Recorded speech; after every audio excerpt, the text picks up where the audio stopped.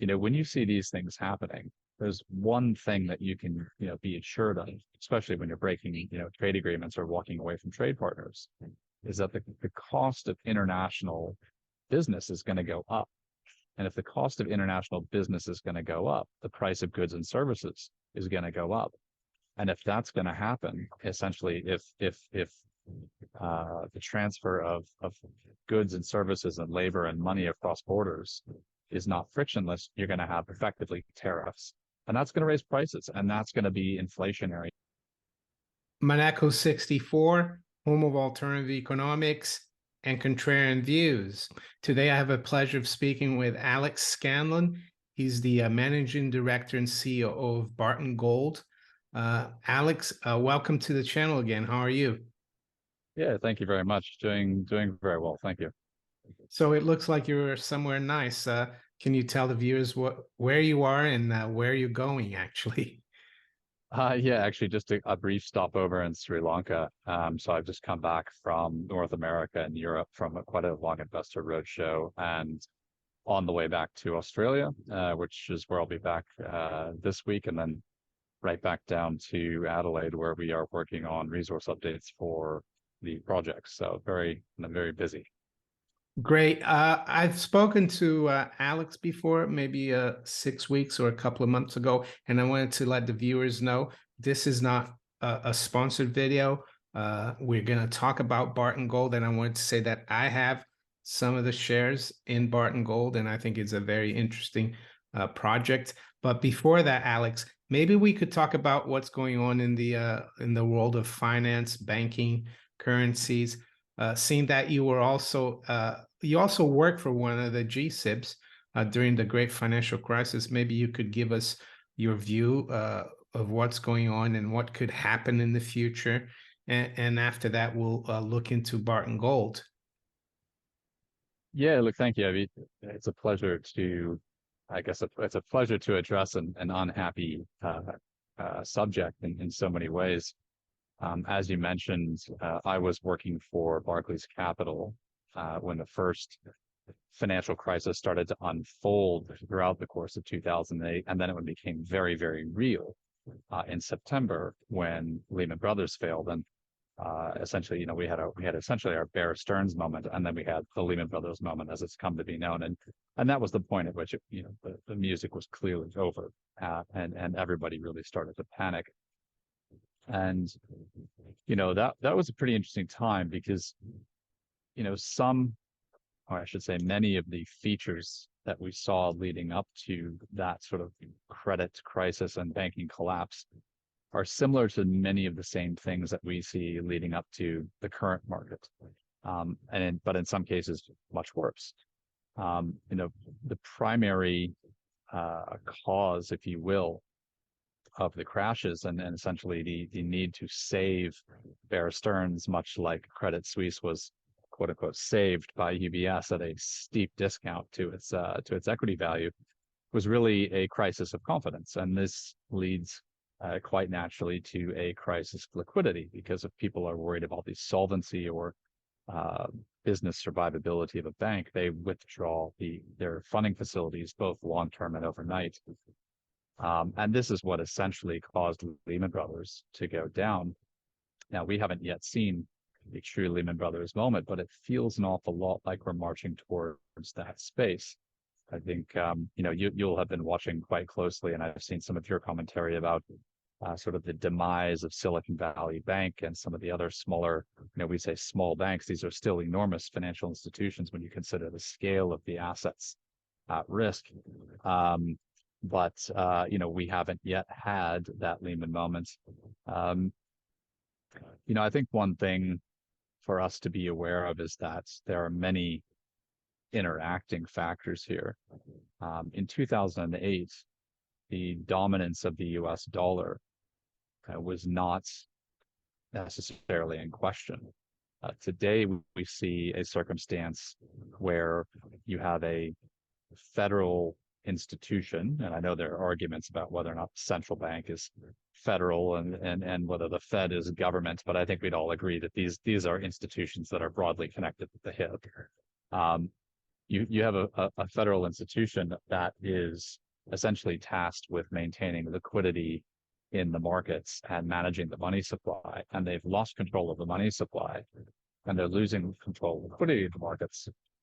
And this is happening against a backdrop where, as I know you have also discussed, there is a pronounced shift away from the US dollar for the first time in the post-World War II order. So when you no longer need so many US dollars for commodities trade, you no longer need to hold so many US treasuries to have a certain or guaranteed supply of US dollars. When that happens, less demand for US treasuries, in theory, bids are lower, yields need to be higher, liquidity can be withdrawn from the market. And we have seen these extraordinary events of the past 2, 3, and 4 weeks that are not only the demise of banks that have seen their capital bases rapidly eroded by the collapsing value of actually US dollar, US dollar or federal issued paper. But we've seen banking interventions on the scale of trillions of dollars, injecting more liquidity at the same time as they're saying they're tightening and managing inflation. And then we're seeing all of these, the fact that we've also see intergovernmental efforts to boost the liquidity of US dollar swaps. And that really speaks to something very broad, a very profound happening that I think the rest of us are only just starting to get the early sniff of. Yeah, I mean, I was reading about Charles Schwab as well, that they've basically changed the accounting on 183 billion of mortgage-backed securities to mark them to to maturity instead of their market value. And apparently a new '08 rule was used, and it just seems to be hiding a lot of bad things out there. And yeah, just wanted to ask you, having been at Barclays Capital and seeing all that was happening 07 and '08, what made you decide to move away from that space and look more at raw materials, commodities, precious metals, and yeah, did you realize back then that the system was like not fit for purpose and that there would be a rebalancing? Yeah, like I think it'd be fair to say we can look back across the last 20 and 30 years and see that there was a lot going wrong with the banking and financial system. So a lot of federal or central bank intervention has always intended to achieve one thing, and it's essentially achieved another thing, including a lot of bad behavior by large financial institutions. Um, and that's unsurprising, right? If you give large financial institutions access to a lot of free capital, they're going to deploy that and, in a sense, try to arbitrage that as much as they can. And you might find that if you give them trillions of dollars, it doesn't actually find its way into the Main Street economy because there are other ways they figured out they can make a lower risk return.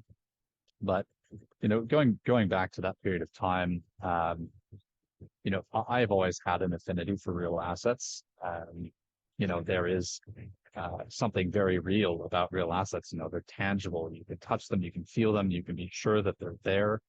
And it's been obviously a rising point of concern, particularly around GFC time when the first government TARP bailout funds came.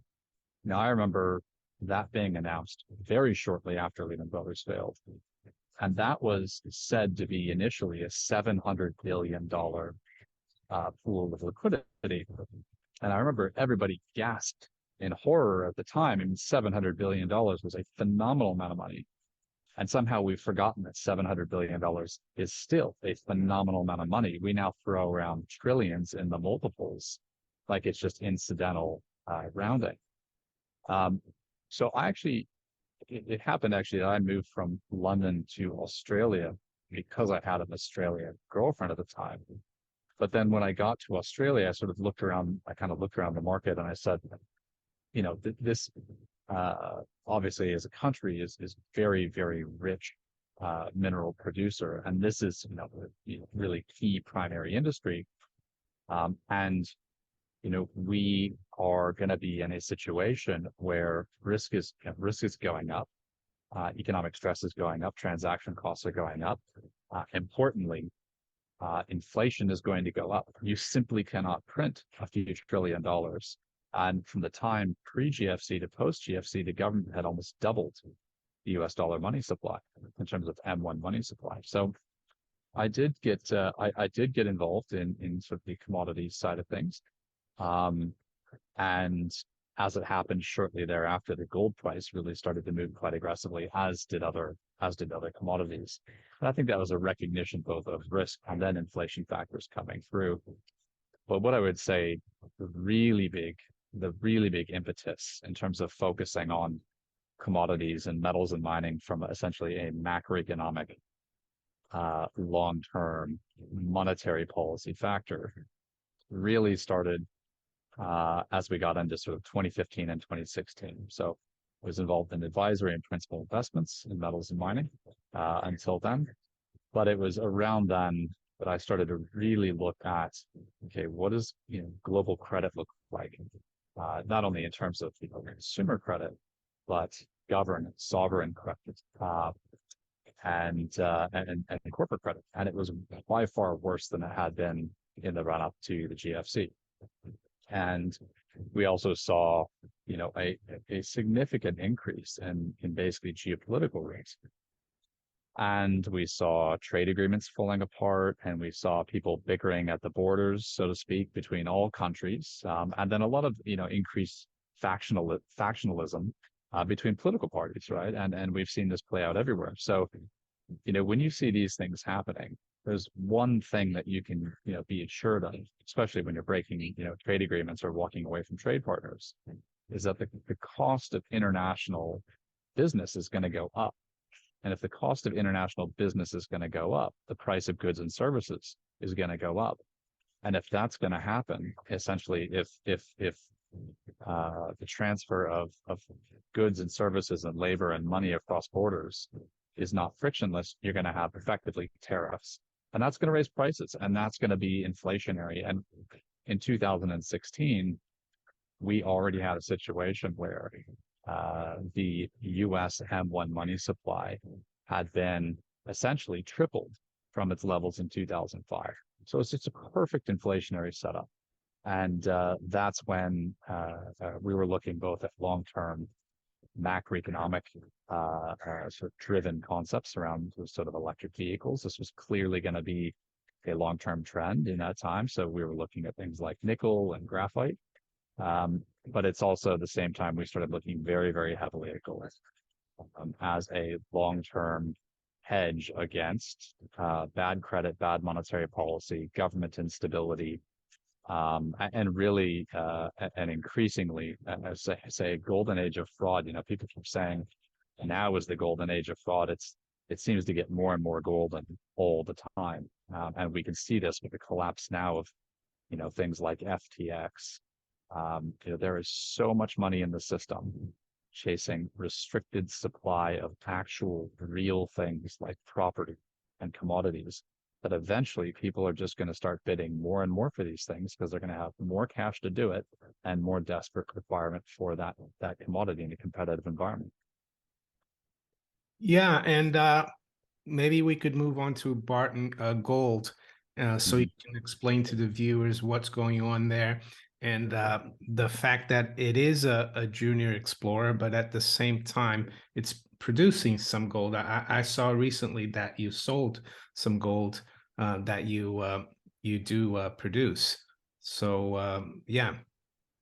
Yeah, look, and I guess the approach to Barton Gold is really follows some of what we've been discussing.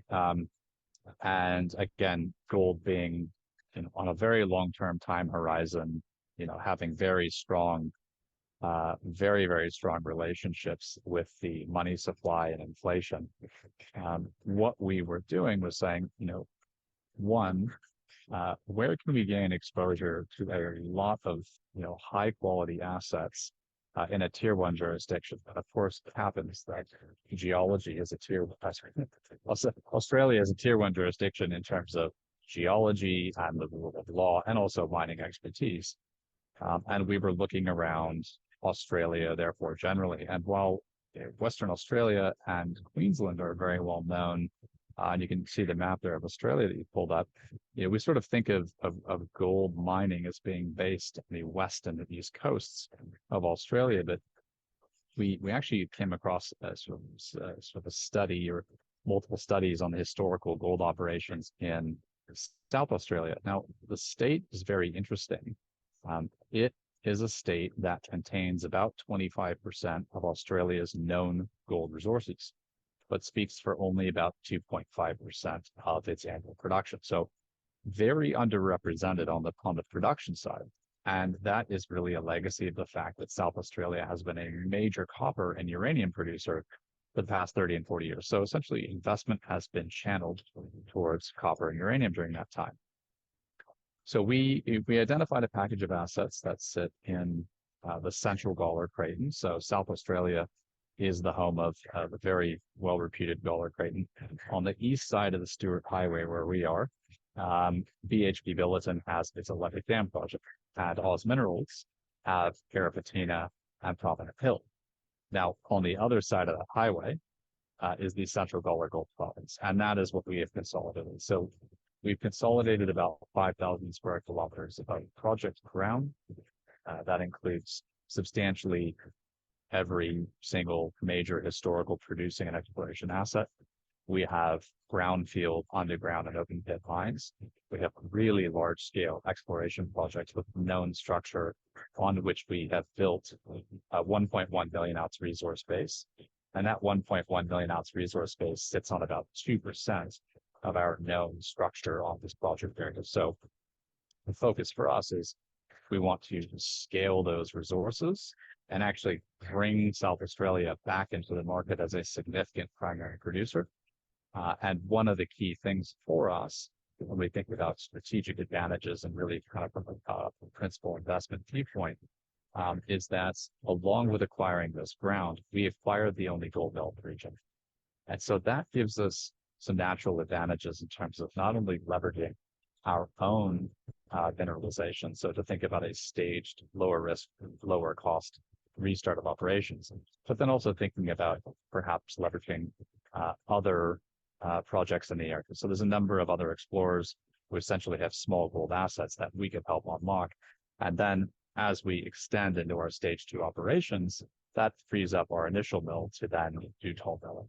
So it's really a long-term strategic plan, really based around, I think, a pretty simple but sort of long-term relationships with macroeconomically focused view on where things will go over the next 10 to 15 or 20 years, and really just making sure that we're in a position not only to start operations efficiently, but then establish essentially long-term gold leadership. One of those efficiencies, to answer your question, is that the benefits of having this substantial asset package is that not only do we have significant mineralization in the ground, not only do we have a mill, we have a lot of other supporting infrastructure. So we have airstrips, we have mining villages and camps, and we have a lot of surplus equipment that we do not need for our plans. So we're actually able to dispose of some of these items that are otherwise essentially junk for us and generate cash. That offsets our exploration expenditure. But one of the other more fun things that we are able to do is actually to, for example, look at monetizing our infrastructure, not only in terms of restart operations, but actually cleaning it out and optimizing. So we started looking at how we could optimize that mill for a future restart. And in the process, we realized there was a lot of material sitting inside the mill.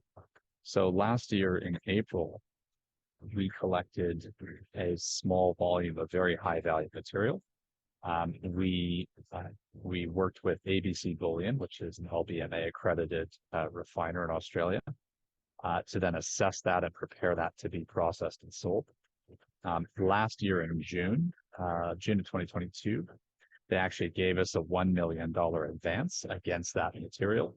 And then just earlier this week on the 28th, we actually sold the balance of that material. So we sold another about $500,000. So about $1.5 million from that. And then in December, we also started doing a bit of an optimization review on our gravity circuit. And we pulled another 10 tons or so of material out of that gravity circuit as it goes down towards the gold room. So we don't know what that contains in terms of gold content, but obviously we hope it will be essentially another nice Christmas present for our shareholders. And these are unique advantages having the infrastructure, but also just being able to monetize these things because we started our life as a public company in June of 2021. We raised $15 million, and the intent was to spend that money over 24 months, if you will, a 2-year expenditure budget. We are 3 months away from that expenditure budget, and we are still very, very strong in our treasury. So as of the 31st of December, we had almost $9 million and some of this gold yet to sell. So it's one of these things where we've been able to essentially cover all of our corporate costs using these asset monetization initiatives so that we can keep advancing and extending our infield exploration work and restart a much, much larger operation.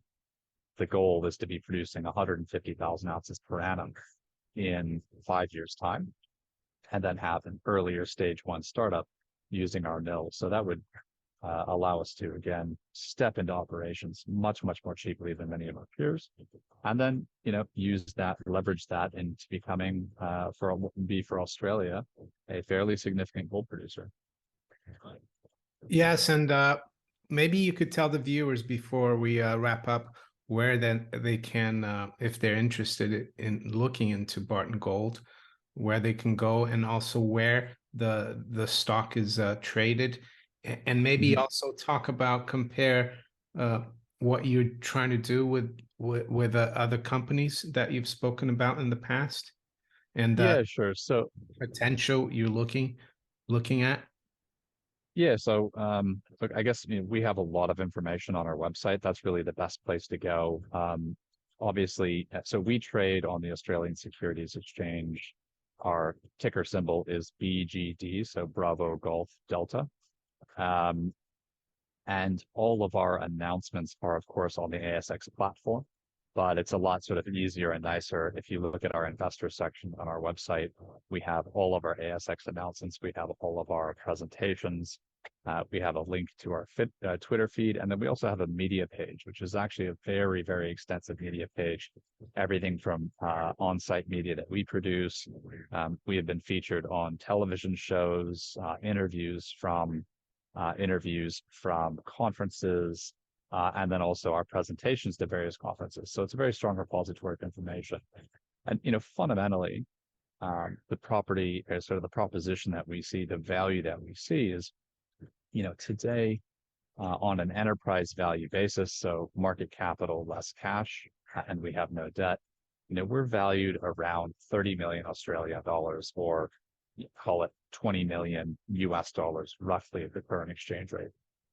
And for all of this installed infrastructure that we have, including a mill, which none of our peers have, essentially we're valued at something like 10 cents on the dollar if we can go and replace all that stuff.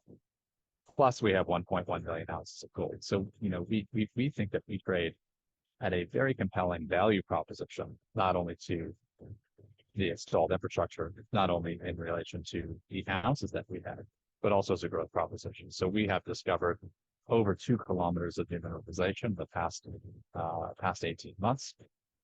We are getting ready to grow our JORC 2012 mineral resources at our sort of cornerstone stage 2 expansion project, which we call Centralia. We may grow those again by the middle of the year. We've found an exciting new gold zone that could become a completely new resource. And then we're going to be out there working really hard to grow them again by the end of this year.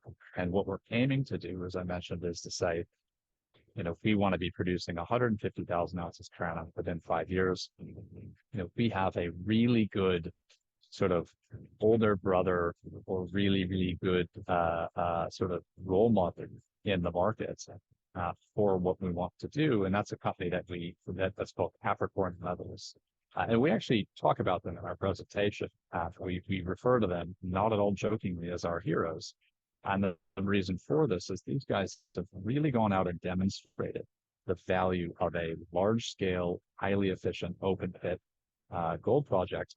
And this is this is an art form that's only just returning to Australia. Australia typically is involved in sort of underground mining, but North America and Central America obviously usually has a lot of these large scale open pit mines where you're mining around a gram per ton.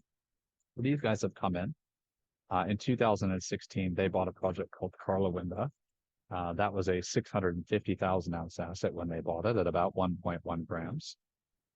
They grew that to about 900,000 ounces. They grew it to 1.1, and then 1.3, and then 1.5 million ounces. And then they started feasibility studies focused on large scale, bulk efficient operations. And they have commenced operations, and they are today Australia's lowest cost gold producers. So they produce an ounce of gold on an all-in sustaining cost basis for less than 1,200 Australian dollars per ounce, or on today's exchange rate, less than $800 US per ounce. So they are bottom of the global cost curve for gold producers.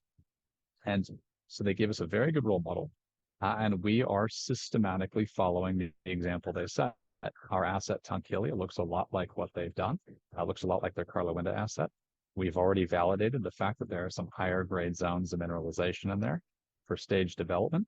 And when we bought it, it was 558,000 ounces. We've already grown it 70% to its current 965,000 ounce resource at about 1.1 gram. And we're getting ready to keep growing it. So we're just sort of systematically following the steps that these guys have given us. And it's really about simple, bulk efficient operations. Today, Capricorn Metals is producing 120,000 ounces per annum at an all-in sustaining cost of less than $1,200 at a head grade, a throughput grade of their mill of around 0.9 grams. And today they are a $2 billion company. So we are a $30 million company, and we have, I think, a clear pathway and some really good examples to follow for keep it simple, keep it profitable, and keep it valuable for the shareholders. And the ability to leverage our existing plant to start that pathway, start that progression, is really, I think, one of those things that puts us ahead of many of other peers in the market who essentially are a lot of good exploration companies, but they have to spend $200, $300, $400, $500 million to even whisper the word operations, whereas we can just restart our existing. Capricorn Metals up here. Where would you say Barton Gold Holdings is right now in terms of, if you look back 5 years at Capricorn Metals? And I don't want to extrapolate anything, but just to give the viewers a rough idea. Yeah, look, it's really simple. If you look at where they started with their asset, they started with their asset in 2015, and we started with our asset at the end of 2019. So, they've come essentially 8 years along the curve, and we are essentially 3.5 years along the curve. So we're kind of 4 years, 5 years behind where they are. And that's consistent with our target. So our target is to be producing that 150,000 ounce production in 5 years' time. And so, again, we've got essentially somebody that we hope is essentially our big brother in the market at some point. And we are just working to follow those steps. And really, following those steps, it's just diligent hard work. Left foot, right foot, left foot, right foot. We've got an excellent team. We're well capitalized, very strong platform. So, we've got great confidence that even if we can only achieve half the success that they achieve, that would be a phenomenal outcome for our equity investors. Very good, Alex. Thank you very much. And I hope you have a safe trip back to Australia. No, thank you very much. I appreciate it. Thank you.